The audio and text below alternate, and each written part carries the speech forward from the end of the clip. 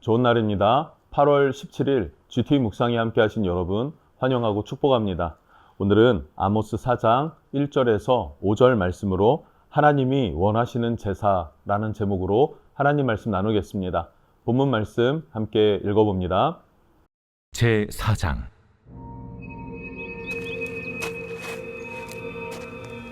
사마리아의 산에 있는 바산의 암소들아, 이 말을 들으라. 너희는 힘없는 자를 학대하며 가난한 자를 압제하며 가장에게 이르기를 술을 가져다가 우리로 마시게 하라 하는도다. 주 여호와께서 자기의 거룩함을 두고 맹세하시되 때가 너희에게 이를지라. 사람이 갈고리로 너희를 끌어가며 낚시로 너희의 남은 자들도 그리하리라. 너희가 성 무너진 데를 통하여 각기 앞으로 바로 나가서 하르몬에 던져지리라. 여호와의 말씀이니라. 너희는 베델에 가서 범죄하며 길갈에 가서 죄를 더하며 아침마다 너희 희생을 3일마다 너희 11조를 드리며 누룩 놓은 것을 불살라 수음제로 드리며 낙헌제를 소리내어 선포하려무나. 이스라엘 자손들아, 이것이 너희가 기뻐하는 말이라. 먼저 오늘 1절부터 3절 말씀을 보면 상류층 여인들, 이스라엘의 상류층 여인들, 지도자층의 여인들이겠죠. 그들의 죄악과 멸망에 대해서 이야기를 하고 있습니다. 먼저 1절을 보면 사마리아의 산에 있는 바산의 암소들아, 이 말을 들으라. 너희는 힘없는 자를 학대하며 가난한 자를 압제하며 가장에게 이르기를 술을 가져다가 우리로 마시게 하라 하는도다. 자, 여기에서 바산의 암소들아라고 하는데, 이 바산의 암소, 이거 상류층 여인들을 말하는 것입니다. 부인들이겠죠. 바산의 암소, 바산은요 요단 동쪽에 있는 아주 비옥한 초원지대, 그리고 수풀이 우거진 곳, 이곳이 바산 지역이다 이렇게 불려집니다. 그리고 여기에서 사는 암소, 여기에서 키우는 암소들은 굉장히 덩치도 크고 살도 쪄 있는 상태, 그러면서 그들의 성격은 굉장히 난폭한 성격을 가지고 있습니다. 그래서 때로는 울타리를 부수기도 하고 같은 소들이지만 약한 소를 괴롭혀서 들이받고 막 이러한 성질을 갖고 있는 고약한 소, 그게 바로 바산의 암소였다라는 거예요. 그래서 이 바산의 암소들아라고 할 때 상류층 여인들을 말하는 것이고요. 그러면서 이 말을 들으라라고 하면서 그들의 죄악을, 상류층 여인들의 죄악을 세 가지 이야기합니다. 첫 번째는 힘없는 자를 학대하였다라는 거예요. 힘없는 자는 어떻게 해야 돼요? 긍휼히 여겨서 도와야 된다. 이게 성경이 말하는, 또 하나님께서 명령하신 것인데 반대예요. 학대했습니다. 두 번째, 가난한 자를 압제했다래요. 가난한 자를 압제했다. 정말로 하나님의 말씀과 반대되는 것이죠. 하나님은 가난한 자들이 먹을 수 있도록 곡식도 모퉁이는 베지 말아라. 곡식을 거두다가 흘린 곡식들은 줍지 말아라 라고도 했어요. 포도를 딸 때도 다 따지 말고 듬성듬성 남겨두어서 거류민들, 그리고 고아, 과부, 이렇게 사회적 가난한 사람들, 이들이 보호받지 못하는 사람들이 먹을 수 있는 양식을 남겨두라 하셨어요. 그런데 부유한 여인들은 이 가난한 자들을 배려하기보다 압제하였다라고 말하고 있고요. 세 번째, 가장에게 이르기를 술을 가져다가 우리로 마시게 하라. 이게 무슨 말입니까? 이것은 남편들을 바른 길로 내조하는 게 아내의 한 부분이지 않겠습니까? 감당해야 될 부분일 텐데, 오히려 동조하면서 그 일을 재촉하고 그 일에 동참하는 그런 여인들의 모습을 말하는 것이죠. 즉, 풍요와 사치와 향락에 빠져서 악한 자들의 고혈을 빨아먹는 그러한 여인들, 그러한 지도자들이 되었다. 그것이 북이스라엘이었다라는 것을 고발합니다. 그 결과는 무엇입니까? 2절, 3절에 나와 있어요. 하나님의 심판을 피할 수 없게 될 것이다. 이렇게 얘기를 해요. 그래서 2절에 보면 주 여호와께서 자기의 거룩함을 두고 맹세하시되 이래요. 거룩함을 두고 맹세하신대요. 하나님께서 반드시 심판하겠다, 이 이야기죠. 너희가 이런 악한 일을 했으니 내가 반드시 심판하겠다. 내 거룩한 이름을 걸고 너희를 심판할 것이다. 이런 의미고요. 그리고 갈고리로 너희를 끌고 가며 낚시로 너희 남은 자들도 그리하리라. 이렇게 얘기를 합니다. 갈고리, 낚시. 갈고리가 뭘까요? 이 바산의 암소들을 도축하는 날이 오지 않겠습니까? 도축할 때 갈고리로 코를 꿰입니다. 그리고 도축장으로 끌고 가죠. 그렇게 너희가 갈고리로 꿰어서 끌려갈 것이다 라고 이야기를 하는 것이고, 그것을 피한 소들이 있을 수 있겠죠. 그 피한 소, 누구를 상징해요? 그 하나님의 심판을 피했다라고 여기는 상류층 부인들, 그들은 어떻게 하시겠다? 하나님께서 낚시로 물속에 숨은 고기들을 낚아내듯이 그 여인들조차도, 숨어있는 여인들조차도 다 낚아내서 다 사잡아서 반드시 심판하겠다라고 하는 하나님의 엄중한 경고의 메시지가 선포되는 것이죠. 이것은 약 40년 이후 이 메시지가 선포되고 대략 한 40년 후가 되었을 때 아수르에서 멸망을 당하게 되고, 실제로 그렇게 끌려가는 비참함과 그리고 난도질 당하는 잔인한 공포 가운데 이스라엘이 빠지게 됩니다. 그렇게 심판을 받게 된다는 말이에요. 중요한 게 뭘까요? 하나님의 본심은 이스라엘의 심판, 재앙, 이것이 아니라는 말입니다. 하나님은 피할 수 없는 이스라엘의 재앙, 이것으로 인해서 지금 탄식하고 계시는 하나님이시다라는 걸 우리는 알았으면 좋겠습니다. 그래서 아모스와 함께 같은 시대에 사역했던 선지자가 호세아입니다. 호세아 4장 16절에 이런 말씀이 있는데, 이스라엘은 완강한 암소처럼 완강하니 이제 여호와께서 어린 양을 넓은 들에서 먹임같이 그들을 먹이시겠느냐. 하나님이 더 이상 먹일 수 있는 그 한계를 너희가 이미 벗어나서 날뛰고 있다. 너희가 범죄를 저지르고 있다라고 하는 것에 대해서 아쉬워하는 하나님의 마음을 우리는 알 수 있죠.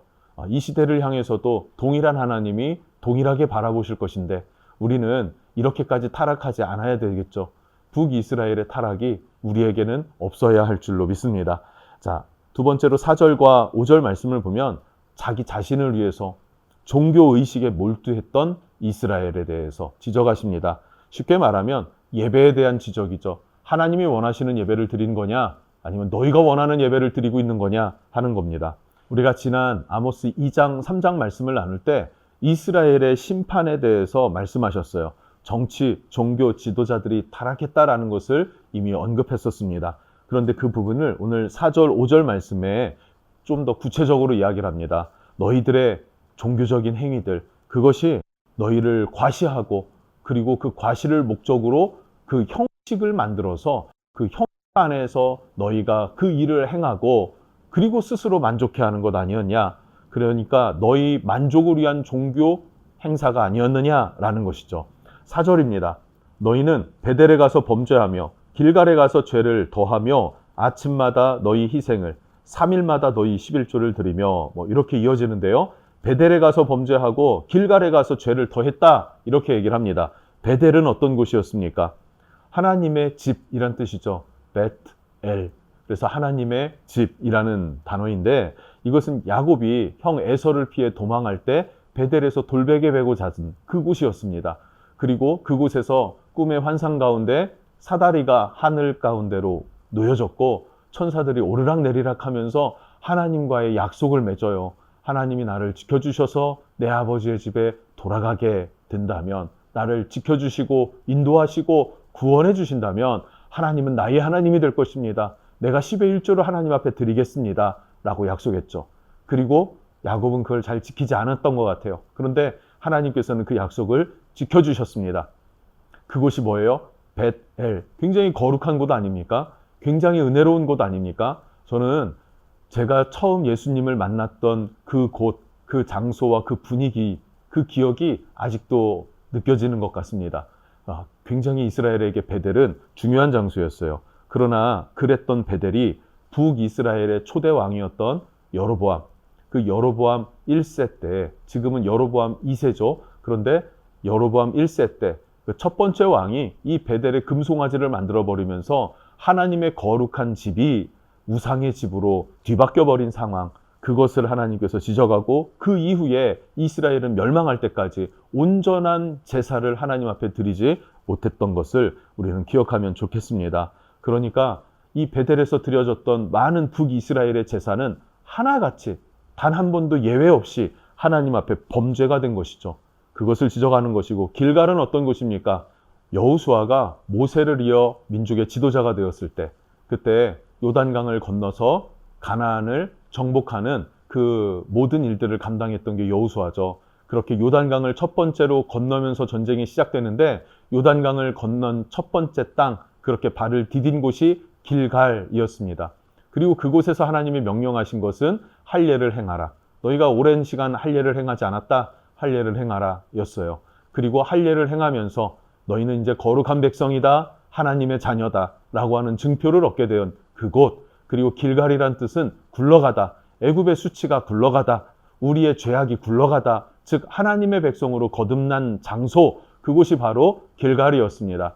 그런데 그 길갈에서 행하는 모든 일들이 이제는 죄악이 돼버렸다라고 하나님께서 한탄하면서 이스라엘 백성들에게 말씀하시는 것입니다. 그러면서 이어지는 내용이 너희들의 형식적인 제사에 대해서 말하는 거고, 그것에 대해서 비아냥거리듯이 비꼬듯이 지적하고 계시는 것입니다. 너희에게 1년에 한 번 드리는 유월절 희생, 그거 아침마다 드려라. 유월절은 1년에 한 번이지 않습니까? 절기니까 한 번이에요. 그런데 한 차례 찾아오는 그거를 뭐 아침마다 드려라. 그리고 3년마다 드리는 구제의 11조, 그거 야 3년마다 하지 말고 3일마다 드려봐라 라고 하는 거예요. 이 말이 무슨 말입니까? 행위가 많다는 거예요. 근데 많고 적음의 문제가 아니라 쓸데없는 죄악 가운데에서 드려지는 예배, 베델에서 금송아지 세워놓고 예배 드리는 게 하나님을 예배하는 것이 아니지 않습니까? 그런데 이들은 하나님을 예배한다고 생각하고 종교적 행위로 열심을 더했어요. 그런데 그 열심이 더할수록 하나님 앞에 죄만 쌓는 것이 되는 거죠. 그러니까 받지 않는, 하나님이 원하지 않는, 명하지 않은 그런 예배만 반복하는 것 의미 없다. 아예 그럼 너희 이렇게 해봐라 하면서 1년에 한 번 할 거를 아침마다 하고 3년에 한 번 할 거를 3일마다 한 번씩 해봐라 라고 하는 것입니다. 또 구원의 은총을 감사하기 위해서 누룩 없는 떡을 하나님 앞에 올립니다. 그게 수은제라고 하는데, 이 수은제 제사를 어떻게 해요? 누룩을 넣어서 드리고 부풀려서 드리고 하나님의 사랑을 기념하기 위해 드리는 낙헌제, 이 낙헌제를 자기 신앙을 과시하기 위해서 사용하는 그러한 행태들, 하나님께서 지적하고 계신다라는 것을 알 수 있죠. 여러분, 이렇게 자기 만족을 위한 종교 행위, 이것은 하나님 앞에 가증한 일이 될 수밖에 없는 것입니다. 그리고 이런 제사, 하나님이 원하시지 않는 아주 변질된 예배와 이러한 제사들, 이러한 것들은요, 하면 할수록 하나님 앞에 죄만 쌓는 결과가 된다는 거예요. 그래서 하나님께서는 너희의 예배를 다시 한번 돌아봐라. 너희를 위한 예배지 내가 명령한 예배인가? 라고 하면서 그들의 예배 생활을 지적하고 있습니다. 우리는 어떤가 한번 돌아봤으면 좋겠어요. 우리의 예배 생활은 어떻습니까? 영과 진리로 예배하라고 주님 말씀하셨죠. 그것이 하나님이 받으시기에 합당한 예배라고 했어요. 영과 진리, 그것은 무엇입니까? 우리의 구원, 우리의 죽었던 영혼이 예수 그리스도로 말미암아 살아났기 때문에 영이신 하나님 앞에 나아가기 위해서는 그렇게 거듭난 자, 거듭난 은혜의 감격을 가진 성도가 하나님 앞에 드릴 수 있는 예배, 그 예배 하나님이 원하신다는 거예요. 혹 죄를 졌습니까? 하나님 상한 심령을 또한 원한다고 하지 않았습니까? 우리의 상한 마음을 가지고 주님 앞에 나아가면 주님께서 고쳐주기를 원하시고 우리를 깨끗게 하기를 원하십니다. 그렇게 우리의 예배가 회복되고 하나님께 나아가기에 힘쓰는 그러한 믿음의 성도들 되기를 원합니다. 그러할 때 하나님과의 관계가 회복될 때 사회생활이 회복되는 것이죠. 이 지도층의 부유한 여인들은 하나님과의 관계가 안 되니까 사람과의 관계에서도 정말로 그 선을 넘어서고, 그리고 자기 육신의 욕구와 욕망을 통제하지 못하는 아주 비이상적인 사람들, 괴물과 같은 자들이 돼버렸더라. 그래서 하나님이 심판할 수밖에 없다라는 것을 지적하고 있습니다. 우리도 하나님과의 관계를 회복하고 사람과의 관계를 회복해 나가는 그런 은혜의 성도들 되기를 원합니다. 승리하시기를 주님 이름으로 축복합니다. 기도합니다. 하나님, 하나님이 원하시는 예배는 영과 진리로 드리는 예배입니다. 감사함으로 주님께서 정하신 그 질서 안에서 온전한 예배로 나아갈 수 있게 해주십시오. 그때 하나님과의 관계가 회복되어 내 영혼이 잘되고 내 영혼이 잘됨과 같이 나의 삶이, 내 범사가 잘되는 은혜를 경험할 수 있게 될 것입니다. 우리의 삶에 사람을 향하여서 인애와 자비의 마음이 식어지진 않았는지 돌아보고 주님께로부터 받은 그 은혜와 사랑으로 또 다른 이웃에게 흘려보낼 줄 아는 그런 사랑의 통로, 축복의 통로가 될 수 있도록 우리를 써주시옵소서. 예수님 이름으로 기도합니다. 아멘.